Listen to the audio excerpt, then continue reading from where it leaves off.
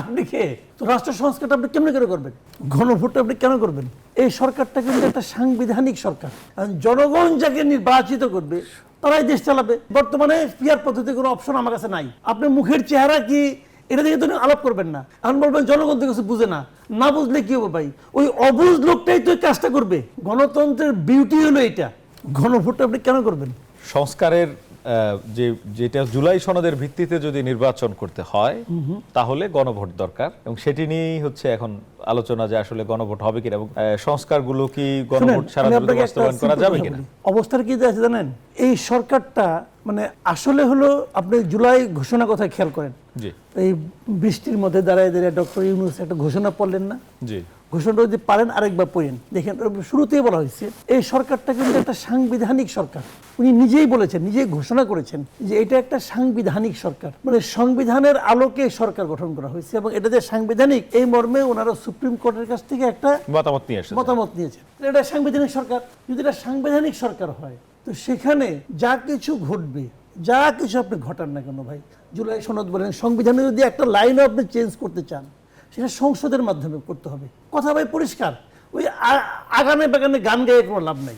আপনার গায়ের জোর আছে, আপনি চিল্লাইতেছেন, মেরে ফেলামু, ভেঙে ফেলামু, অমুক করবো তমুক বলতেছেন, অনেক কিছু হতে দেবো না, হ্যাঁ আপনি বলতে থাকেন। এগুলো হলো রাজপথের বক্তব্য। কিন্তু আপনার সরকার প্রধান নিজেই বলতেছে এটা একটা সাংবিধানিক সরকার। তাহলে আপনার সাংবিধানিক সরকার মানে কি?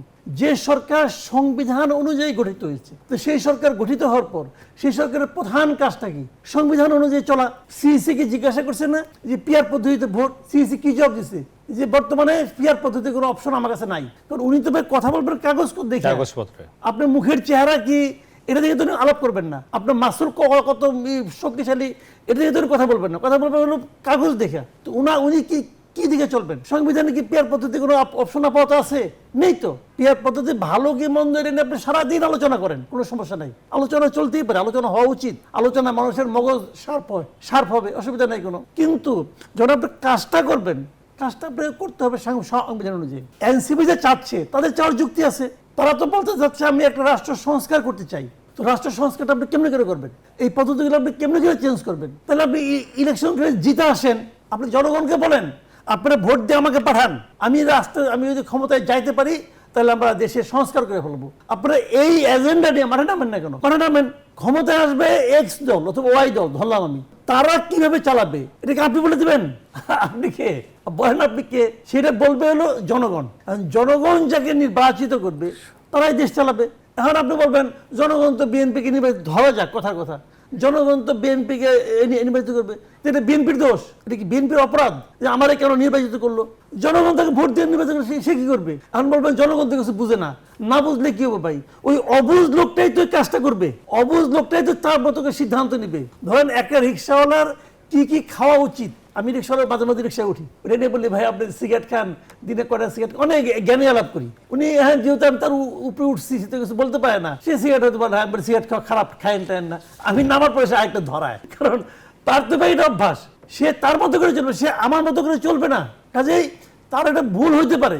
ওইটাই গণতন্ত্র। গণতন্ত্রের বিউটি হলো এটা, সবাই জ্ঞানী হবে না, ওই মূর্খ অর্ধশিক্ষিত শিক্ষিত সবাই মিলা যেটা করবে ওইটাই গণতন্ত্র। কাজেই আপনি এখানে গণভোট আসছে কোত্থেকে?